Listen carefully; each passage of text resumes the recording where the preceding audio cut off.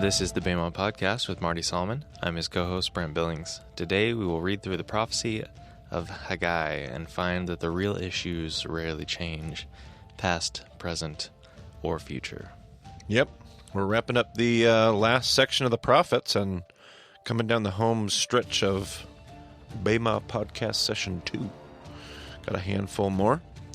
We've been in the remnant section for some time of our prophet diagram. And we've looked at, which prophets have we looked at in the remnant already, Brent? Oh, I have no idea. We did things out of order, and I was like, wait a minute, we started the remnant, right? We did 4th Isaiah. We did 4th Isaiah. That's a remnant. We did Ezra, Nehemiah. We've done Ezra, Nehemiah. Is that it so far? That's it. Okay. So far, so good. I'm not as mixed up as I thought. Nope, you're not. Tracking right along with us. So yeah, we've walked through the first few. And really, Ezra and Nehemiah, we treat it as, and Jewish perspective sees it as one real volume. So we've walked through the first couple remnant voices. And so we're going to walk through Haggai. And it's still, Haggai shows up in the same period of time as the people of God struggle to rebuild under the pressures of what we talked about. You know, Persia letting them go back home and trying to rebuild in the midst of that. It's not easy. Does this book have a particular setting within the country of Israel? Oh, like geographically? Yeah. Well, it's definitely centered in Jerusalem because the critique is going to be about needing to build the Lord's house in reference to the temple. So we're definitely going to see it not as the remnant left behind in Persia, but this is definitely the remnant that has returned back home under Zerubbabel and Ezra and Nehemiah and those voices we looked at in the last podcast. So Zerubbabel, in particular, he was one we didn't talk about a whole lot. We focused on Ezra and Nehemiah. But Zerubbabel gets some help in this time period from a couple prophetic friends. Haggai, and our next discussion will be on Zechariah. Haggai's ministry appears to kick things off and last for a short period of time. This entire prophecy of this book, a couple chapters, it's not long, but the size of a good long blog post. This prophecy seems to last. It spans a period of about 9 months, if we've pieced the dates together correctly. So it's a short time period that Haggai covers. But the prophecy of Haggai is very brief, easy to read. I would recommend anybody that's listening to the podcast when we're done, or pause it before we keep going, whatever it is that we need to do. But read. It's an easy read. So go ahead and read the book of Haggai. In the 2nd year of King Darius, on the 1st day of the 6th month, the word of the Lord came through the prophet Haggai to Zerubbabel, son of Shealtiel, governor of Judah, and to Joshua, son of Jozadak, the high priest. Is that how you say that? Yeah, sure. Good enough for me. Good enough for our listeners. This is what the Lord Almighty says. These people say the time has not yet come to rebuild the Lord's house. Then the word of the Lord came through the prophet Haggai. Is it a time for you yourselves to be living in your paneled houses while this house remains a ruin? All right, so Haggai, the message of this short little prophet seems to be pretty straightforward. Basically, it's time to get off your butts and build God's house. Like you're sitting around doing nothing, and it's time to get God's house built. But not only nothing, they're building their own fancy houses. Exactly. So if this seems a little bit like wait a minute, I thought when we were talking in session 2 about Solomon and David and building a house, I thought God didn't want a house. So now God all of a sudden is worked up about his house. Like, why does God want a house now when he didn't want a house earlier? Well, it's a really good question, and hold on to that tension because I think it's a part of it. But you've pointed out the real crux of this issue. It's really not about God's house at all. It's about the hearts of the people. And before, it was maybe a similar yet different situation. If you remember David had just built what, Brent? His own house. His own amazing palace. And we suggested that maybe, we don't know, the text doesn't tell us, but you can look at the context of the text and say, golly, maybe David is a little, I don't know if guilty is the right word. Maybe he's a little bothered. Maybe his conscience is kind of bugging him about this house that he just built while God sits in a tent. So he had his own house, and his motivation seems to have been prompted by, it's not right, he had said, for me to live in this great house if God's living in a tent. So let me build God a house. In this case, we don't even get Like the people don't even seem to be motivated. They have built their own paneled homes, as you pointed out. What verse was that, Brent, that you read there? Verse 4. Verse 4. They've built their, is it time for you yourselves to be living in your paneled houses while this house remains a ruin? Like apparently they're fine building their own houses, but they haven't done anything for the Lord's house. And God says there's something wrong in our hearts here. And if we're trying to rebuild a culture at home, if we're trying to rebuild some kind of new day, this probably isn't going to be a healthy posture to have. And so Haggai confronts that. Go ahead and keep going. Now this is what the Lord Almighty says. Give careful thought to your ways. You have planted much, but harvested little. You eat, but never have enough. You drink, but never have your fill. You put on clothes, but are not warm. You earn wages only to put them in a purse with holes in it. There's going to be a little rhythm here that Haggai is going to build right here up front. And he's basically saying, he's asking them to consider. Haggai basically says, think about your experience. Just consider how well, Dr. Phil would say, how's that working out for you? Consider how well you're living in these panel homes. You've come back home. You've rebuilt your comfortable life. You're not really giving too much of a second thought to God and his house. And how is that working out for you? It's not working out well. I mean, you're drinking, but it doesn't quench your thirst. You're eating, but you're never full. You put on clothes, but you're not warm. Like this isn't really working out for you. You're not finding the fulfillment that we've really learned to come to expect from God's people engaged in God's mission. He's going to go on to say some more. Go ahead, Brent. This is what the Lord Almighty says. Give careful thought to your ways. Go up into the mountains and bring down timber and build my house, so that I may take pleasure in it and be honored, says the Lord. You expected much, but see, it turned out to be little. What you brought home I blew away. Why, declares the Lord Almighty? Because of my house, which remains a ruin, while each of you is busy with your own house. Therefore, because of you, the heavens have withheld their dew and the earth its crops. I called for a drought on the fields and the mountains, on the grain, the new wine, the olive oil, and everything else the ground produces, on people and livestock, and on all the labor of your hands. So God kind of calls back in a sense to maybe Deuteronomy, we might say, about closing up the sky if they don't follow and worship and love God with all their heart and soul. If you remember that discussion from Deuteronomy in session 1, and again, he starts off this, give careful thought to your ways. Consider how well this has worked for you up to this point. This isn't really working out for you. The reason it's not working out for you, God says, is all that stuff comes from me. I decide when you need it. I decide when I give it to you. I decide when all this stuff. And through this prophetic voice of Haggai, Haggai says, maybe when we pursue our own selfish ambitions and our own personal agendas and our own comfort and luxury, it doesn't fill us up. And maybe if we were to pursue God's agenda and God's story, we'd find it so much more fulfilling.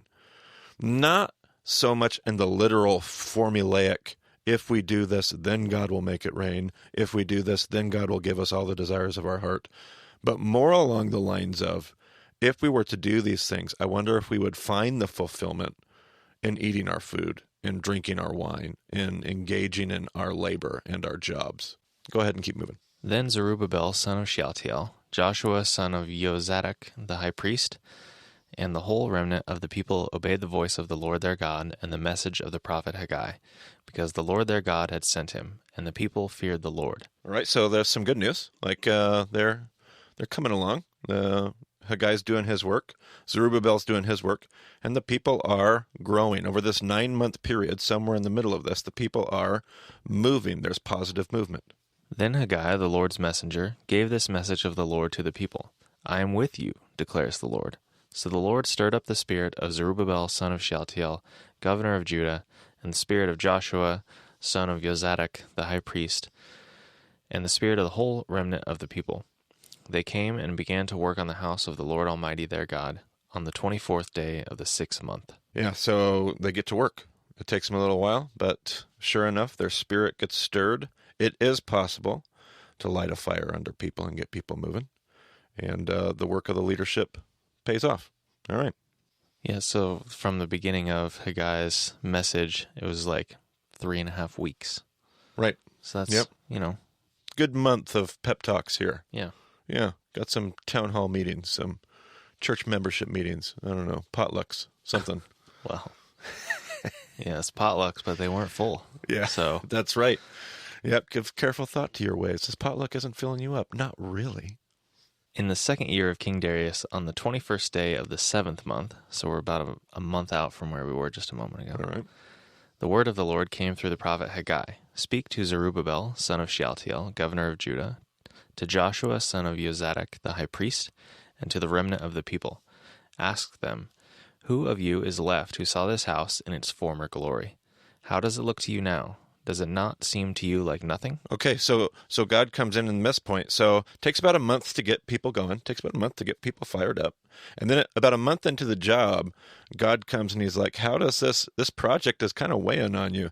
Because those of you that were here that can remember, that can think back and remember the glory of the old house. Now, we don't know from history. We have to take biblical history and piece it together. We don't know exactly what Solomon's temple was like, but Solomon's temple must have been a thing. Like if we give any credence at all to the biblical narrative, Solomon's temple was, in comparison to pagan nations, maybe not like as huge and glorious as we might imagine, but it was a pretty big deal. I mean, we talked about Queen Sheba coming and making some pretty grand statements about, wow, like your God is really something, when Solomon gave her a tour.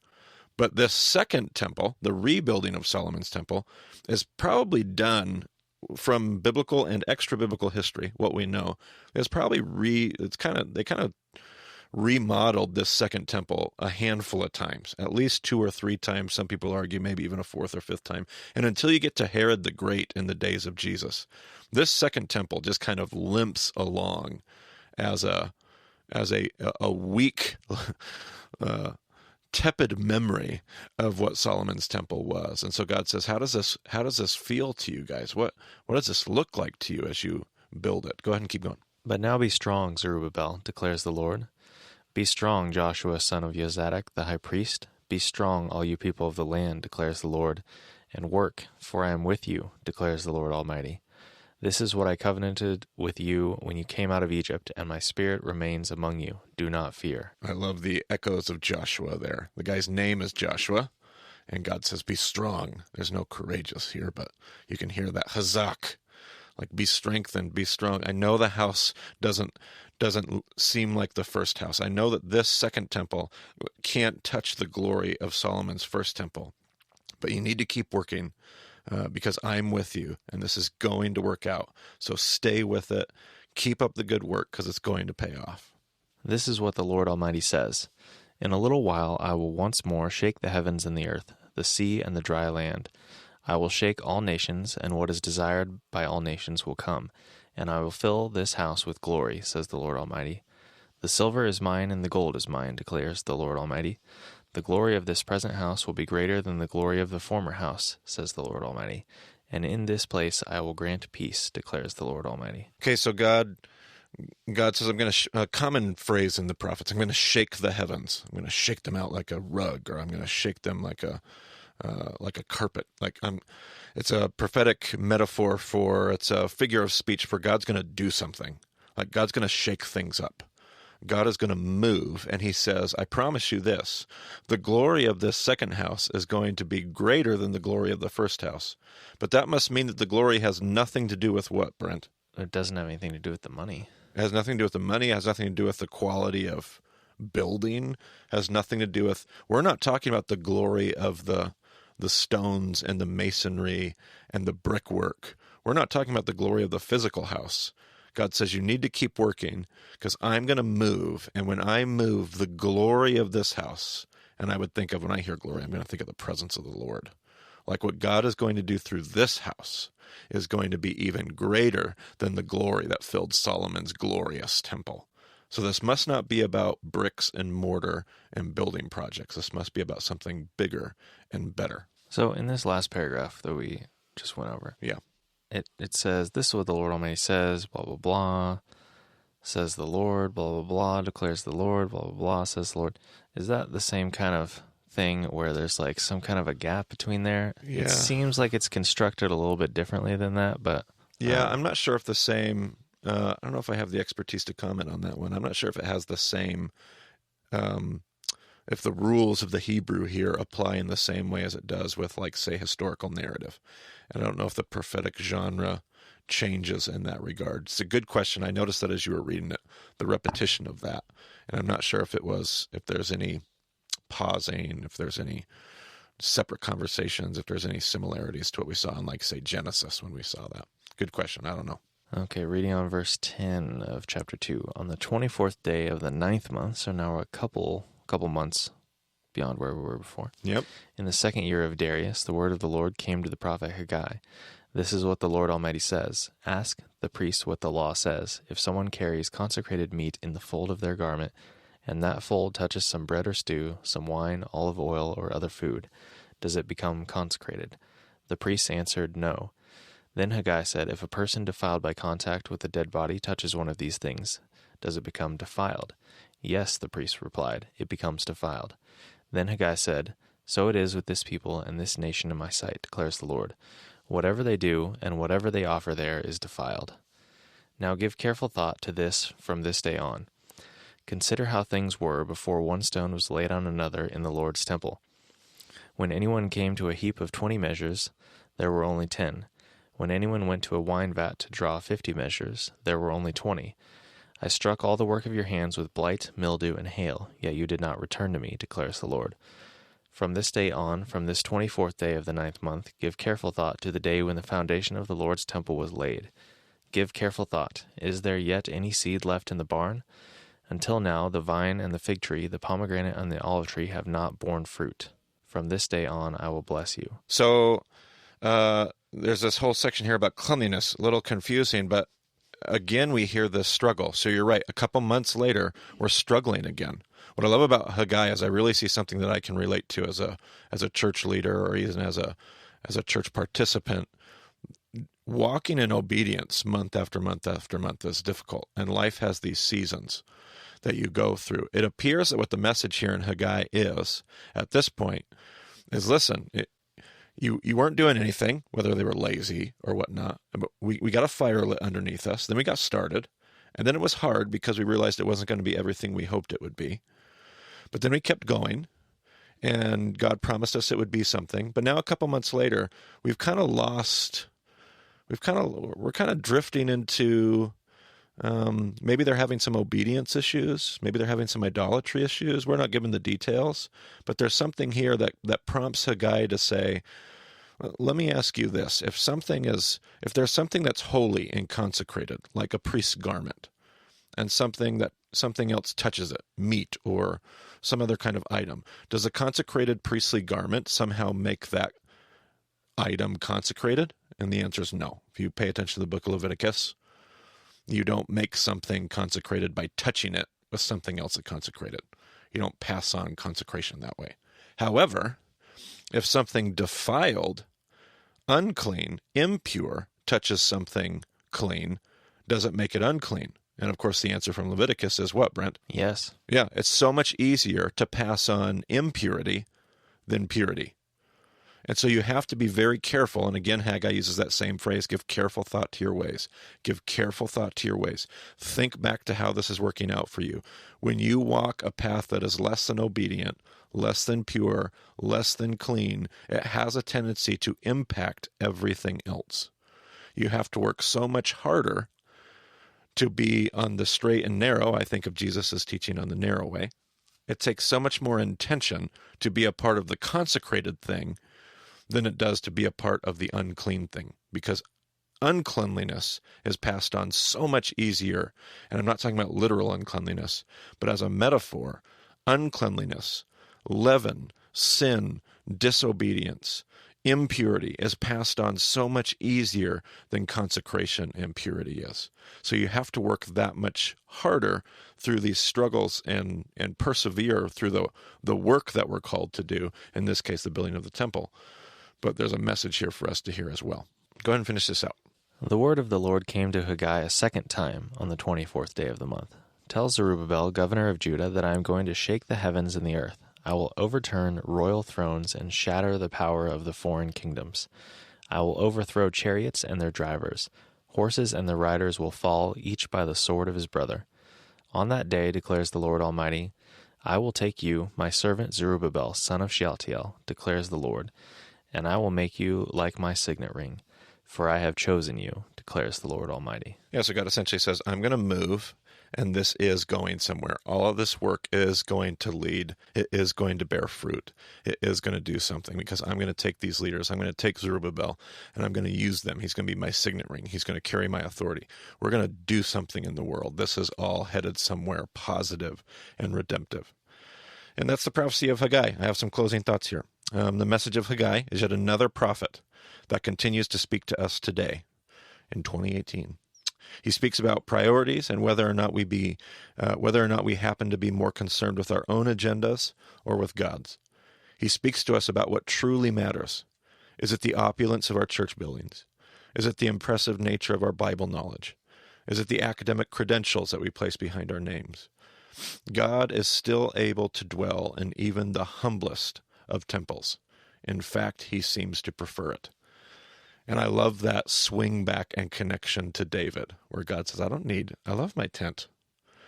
I love my tent. And here when we kind of started this podcast was, wait, is this running counter to what we found in David? And in fact, it's not at all. Because as these people go to build God's house, it's a fraction of the glory of what David and Solomon put together. And yet God says, I'm going to do greater things with this pathetic rebuilt temple. I'm going to do greater things with that humble temple, that humble project, than I ever did with the glory of what Solomon built. So there's an encouragement there. There's encouragement that we don't have to have all our ducks in a row. There's an encouragement that sometimes the things that we're doing don't match up to our hopes and our dreams or our past or any of that. But if we'll walk the path well, God's going to work through those things and dwell in those humble temples. Sounds good. There you go. All right. Well, we would just encourage you to go to BeamonDiscipleship.com. You'll find everything you need to know about the show. If you happen to have landed on this episode and this is the first one you've listened to, that seems crazy, but welcome. Get in touch with us, though. There's a contact page on the website. We'd love to hear from you. A lot of listeners seem to use that. Yeah, we recently went international, Brent. We did. Yeah, that was a crazy email. Yeah, we have an international listener that we know of, at least in Canada. Eh? Yeah, that's probably a bad joke. But yeah, they're in Canada, Alberta. I don't know. Yeah, I'm always watching for the A's when I go to Canada. But yeah. I want to get up there and spend some time in Canada. Now I have an excuse. Yeah, go see some Bayma listeners. Yeah, love it. Sounds great. We're breaking the domestic boundaries. I love it. Well, thanks for joining us on the Baymo podcast. We'll talk to you again soon.